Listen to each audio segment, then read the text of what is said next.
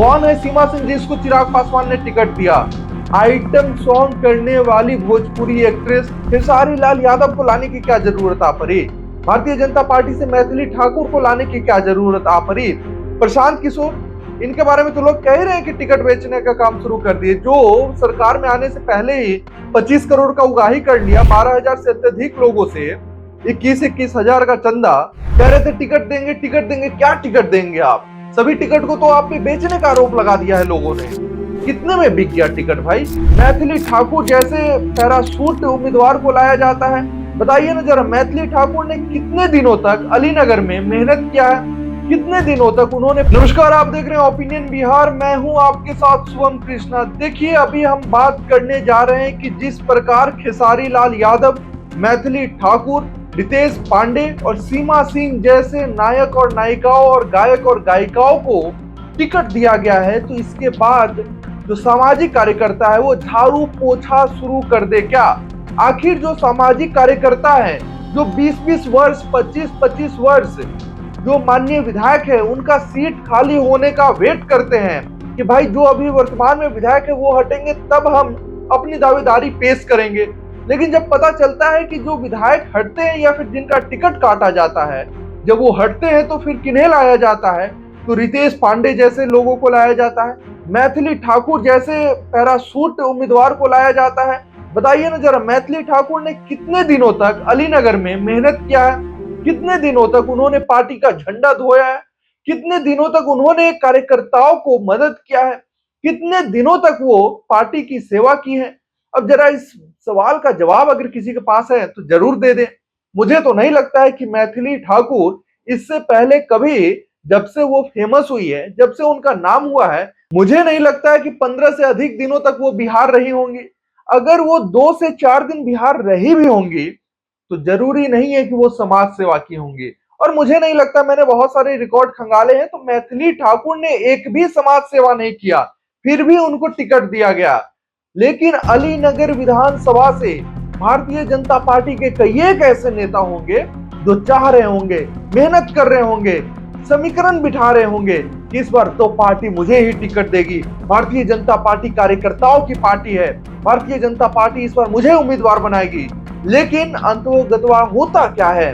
Party parachute उम्मीदवार को ticket दे देती है। अब मैथिली ठाकुर दिल्ली जाती है, मुंबई जाती है, अपना काम धाम करती है, बहुत अच्छा नाम कमाती है। दिल्ली में जाकर, देश विदेश में जाकर बिहार की बेटी के नाम से जानी जाती है और बहुत ही नाम लहराती है, बहुत ही नाम बनाती है। लेकिन जब पार्टी के नेतागण उनसे मिलते हैं तभी कई एक लोग, जनता उनसे कहती है कि आप इस दलदल में ना आए, कम से कम आप तो मत ही आए, क्योंकि आपके पास ना कोई सामाजिक आधार है, ना कोई राजनीतिक आधार है, आपको टिकट मिलना भी नहीं चाहिए। किस बेस पे मिलना चाहिए? सही बात है, मैथिली ठाकुर को किस बेस पे टिकट मिलना चाहिए? बस नाम कमाए और गाना बजान करे और पैसा लेकर आ जाए? तो भाई जितने भी पार्टी के कार्यकर्ता है, हम तो उनसे यही कहेंगे कि अगर आपको भी टिकट चाहिए किसी पार्टी से तो जाइए, देश विदेश में गाना बजाना कीजिए, नाम वाम हो जाए, पैसा बन जाए, पैसा और नाम और सुप्रसिद्धि मिल जाए, तो फिर आप बिहार लौट आए, किसी भी पार्टी में जाएंगे आपको आसानी से टिकट मिल जाएगा। आरजेडी से देखिए ना, छपरा से कई एक नेता तैयारी कर रहे थे कि हमारे नेता यशस्वी तेजस्वी प्रसाद यादव मुझे टिकट देंगे, मैं उनका पहलवान हूं। लेकिन जब टिकट देने की बारी आती है तो खोजा जाता है कि खेसारी लाल यादव जी, आपकी पत्नी चुनाव लड़ेगी, बुलाइए जरा चंदा देवी जी को, चुनाव लड़वाइए। अरे चंदा देवी का कौन सा योगदान है? चंदा देवी का कोई योगदान है क्या राजनीति में? या फिर राष्ट्रीय जनता दल में कोई योगदान है क्या? राष्ट्रीय जनता दल का कोई कार्यकर्ता नहीं था क्या? वहां कोई सामाजिक व्यक्ति नहीं था क्या? छपरा से राष्ट्रीय जनता दल में कई एक लोग नहीं जुड़े हुए थे क्या? छपरा में राष्ट्रीय जनता दल के लिए कई एक सिपाही मौजूद होंगे। लेकिन नहीं, तेजस्वी यादव ने कहा खेसारी जी चंदा देवी को बुलाइए, हम उनको टिकट देने जा रहे हैं। लेकिन खेसारी जी ने कहा कि भैया चंदा देवी तो तैयार नहीं हो रही है। तो खेसारी लाल बोले कि अरे हमारा कार्यकर्ता नहीं है, एक भी कार्यकर्ता नहीं था क्या? कोई मजबूत नेता नहीं था क्या? तो ठीक है, आपको टिकट बेचना ही था तो कोई पैसे वाला नेता नहीं था क्या? खेसारी लाल यादव को लाने की क्या जरूरत आ पड़ी? भारतीय जनता पार्टी से मैथिली ठाकुर को लाने की क्या जरूरत आ पड़ी? प्रशांत किशोर, इनके बारे में तो लोग कह रहे हैं कि टिकट बेचने का काम शुरू कर दिए, जो सरकार में आने से पहले ही 25 करोड़ का उगाही कर लिया, 12,000 से अत्यधिक लोगों से 21-21 हजार का चंदा, वो सरकार में आने के बाद क्या करेगा? अब बात कर लीजिए करगहर से। प्रशांत किशोर कह रहे थे मैं अपनी जन्मभूमि से लड़ूंगा, लेकिन उनको पता चल गया कि मैं जाऊंगा तो हार जाऊंगा। अरे प्रशांत किशोर को अपना कितना वोट आएगा जी? कह रहे हैं 243 सीटों में लड़ेंगे। आप एक बात जान लीजिए, प्रशांत किशोर को 1 से 2 सीट भी आ जाए तो उनकी बहुत बड़ी जीत होने वाली है। और कह रहे हैं कि मैं 150 सीटों को जीत नहीं मानूंगा। अरे सपना देख रहे हैं क्या? मुंगेरी लाल के हसीन सपने देख रहे हैं? आपको कहां से इतनी सीटें आ जाएंगी? क्या कुछ तैयारी है आपका? टिकट बेचिएगा? कहिए कि आपके उम्मीदवार घूम रहे हैं, कह रहे हैं कि टिकट मेरा बेच दिया गया। तैयारी कहीं से कोई और कर रहा था, टिकट किसी और को दे दिया जा रहा है। ऐसे में प्रशांत किशोर कभी बिहार की राजनीति में सक्सेस नहीं होंगे। टिकट बेचने का काम अभी से ही शुरू कर दिए। कह रहे थे टिकट देंगे, टिकट देंगे। क्या टिकट देंगे आप? सभी टिकट को तो आप पे बेचने का आरोप लगा दिया है लोगों ने। कितने में बिक गया टिकट भाई? कोई कह रहे हैं यहां से रंगदार आ गया, आप कह रहे थे बाहुबली को टिकट नहीं देंगे। सबको तो टिकट दिए हैं। खैर इस पे हम आगे बातचीत करेंगे, लेकिन अभी हम बात कर रहे हैं कि रितेश पांडे। अब चिराग पासवान की पार्टी को देखिए, मरौरा से सीमा सिंह। कौन है सीमा सिंह? हैं? कौन है सीमा सिंह जिसको चिराग पासवान ने टिकट दिया?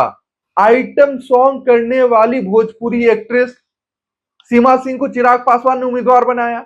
क्या चिराग पासवान के पास कोई अपना कार्यकर्ता नहीं था? कोई सामाजिक कार्यकर्ता नहीं था मरौरा से? या फिर मरौरा का कोई निवासी नहीं था? मरौरा का कोई राजनीतिक कार्यकर्ता नहीं था आपके पास, आपके पार्टी में? अब तो कोई व्यक्ति क्या ही आपके पार्टी का झंडा ढोएगा, और ढोना भी नहीं चाहिए। अगर किसी भी व्यक्ति को टिकट चाहिए तो जाइए भाई, तैयारी कीजिए, कलाकार बनिए, पैसा कमाइए, नाम कमाइए और आइए, कोई ना कोई पार्टी टिकट दे ही देगी। जनसुराज ने रितेश पांडे को दिया ही, भारतीय जनता पार्टी ने मैथिली ठाकुर को दिया ही, तेजस्वी यादव ने छपरा से खेसारी लाल यादव को दिया ही, चिराग पासवान ने मरौरा से सीमा सिंह को दिया ही। तो कोई अस्तित्व ही नहीं रह गया आज के राजनीति में। बाहर से आइए, पैसा कमाकर नाम बनाइए, सोशल मीडिया पे फॉलोअर्स पाइए और बिहार के किसी भी पार्टी से आप टिकट पा सकते हैं।